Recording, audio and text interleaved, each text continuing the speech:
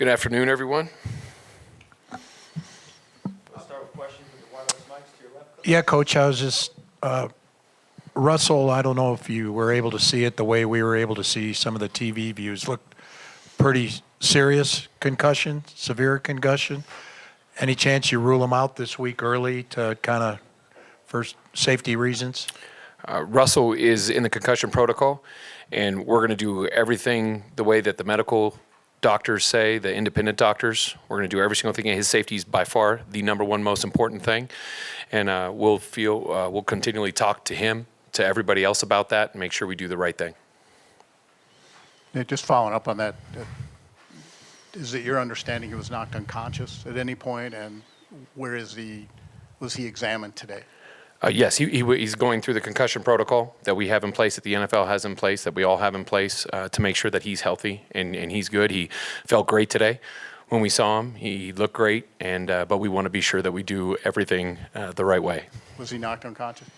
I believe it looked like it on the film. I haven't gone in and talked with the medical doctors entirely. We'll get all those medical reports as we move forward. But for us, his safety is the number one biggest priority for us. So we want to be sure we do what's right for him. Is there a situation where he could clear through the protocol, whether it's this week or sometime later in the season, and you would still decide to hold him out, or once he's cleared, do you want him back on the field?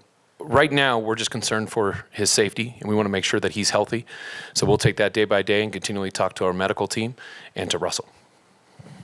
What did you see, Coach, from Jerry Jeudy that makes you think that this run, these last few games, can extend and finish the season strong for him? Because yesterday, if it wasn't his best game, it certainly was from a touchdown standpoint. What are you seeing from him, and what do you think gives this legs as this end of the season goes forward? I give Jerry so much credit. When Cortland went down last week, we decided to make a move for our team to put him at the same position that Cortland was playing, at that backside X position, as we call it. And we still wanted to put him in the slot, so he kind of had to take even more of a role in the different positions that we wanted him. So he embraced it. I think he was really excited for it, and I think he took advantage of it. He had a couple opportunities to win some one-on-ones on the backside. Russ hit him. A beautiful throw that Russ had to Jerry was on a slant backside when he threaded it between two people. I thought it was a phenomenal throw and catch and route. So those are things that we're just going to have to keep looking at. And I think that him in that position and still being able to move around as much as we have, I think it's going to help him. With Russ, he had those two big runs at the end of the first half to set up the second touchdown, then obviously got the first down on that play where he was knocked out of the game. How important is that element, his ability to run, to getting this offense to where it was yesterday, and how do you balance kind of the risk-reward of that? I'll tell you, it's exciting. It's exciting when he takes off. I mean, the crowd stands up, and nobody knows what's going to happen. He can get an explosive runs continuously, and I think that's what was really exciting about a lot of the stuff that happened with the offense.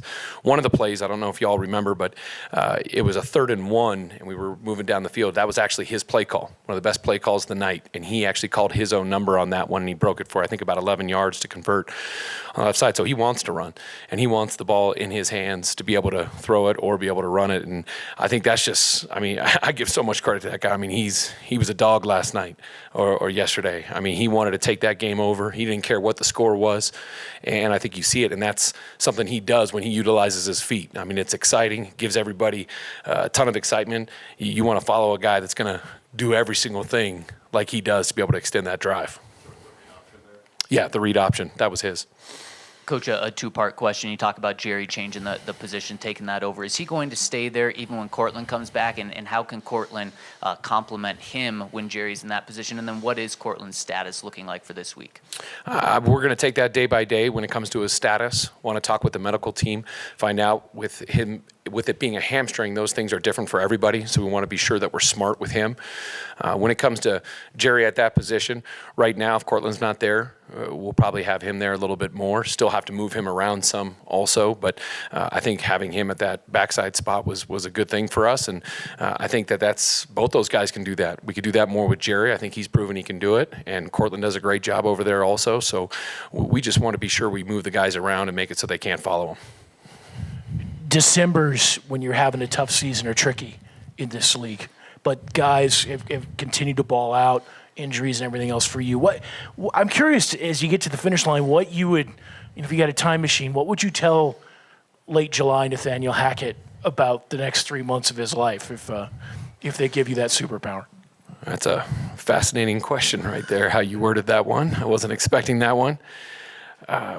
I think what you're asking is what we're going to say for this next finish of the season. For us, we're all professionals. I mean, we love this game. We love going out there and competing. We're all paid to come out there, on Sundays and compete. And I love this team. I love these guys. They go out there. They've been running with the best teams in the NFL and having a chance to win. They play for each other, and I think that's incredible. And that's what you want. That's what you want to build on. That's the foundation you want to have, that these guys play together. They always have a chance to win. Even if you're down 27-0, you're going to battle back. And I think those are all the great things that we can build on, that we can show. And we've got 4 games left, 4 more opportunities to compete, and that's all you can ask for. And that's the best part about this game, is to go out there and compete every Sunday. Can I ask what you wish you knew then that you know now? Is that a better way to phrase that? I think right now I'm living week by week, so I'll be able to reflect on that later. So I'm just trying to learn and take notes, and I'll reflect as we go. But right now I just want to get another win with this team, with all these guys together. Nate, obviously Jerry had a good game yesterday. I'm wondering, what did you know about Jerry before you got here? What stood out about his play? What makes him so good? And what do you think his potential can be in this league at receiver? His ability to separate, his creativity at the line with press coverage. A lot of the things, if you go back and throughout the season with him, I think his distance of separation at times is pretty incredible. I think that's the thing, to be able to get him on the move, to be able to motion him, to be able to have him go one-on-one, a lot of things like that. I mean, there's a lot of people that once they try to press him or go one-on-one with him, he can do some pretty unique things. And I think that's the thing that I've noticed more as I've gotten to know him. He's very smart too. To be able to move him to that position, still have him play some of the other positions, is a credit to him and his understanding of the offense and the different routes that we can do. So there's so much more that I think we can see from Jerry. And Nathaniel, obviously starting with that first touchdown, that was the most productive stretch of offensive football this season. So what kind of changed beginning with that first touchdown drive, both from earlier in the game and even from other points in the season, that was evident on the film? I think when we really got going there, we amped the tempo up some. I think that allowed us to get on the ball, really try to be in attack mode. We were down by a lot of points, so we had to get some scores quickly. And we know when you're playing the Chiefs, they're going to continually score and they're going to continually be aggressive. I thought that we were calling the game to be aggressive, whether we were even play actioning and checking it down or taking a shot down the field. I thought guys were able to win on some of their routes. We got some great protection, especially I felt like our line was in really good shape because we kept going. We had a lot of plays and they continually battled. So I think that was that. And then also Russell taking off and using his feet. We had a couple great scramble drills. I think that was good. All those things that sometimes the play's not going to be perfect. And I think that we were able to create even when the play wasn't perfect, and that started with Russ. So I think all those things kind of led to those drives being successful.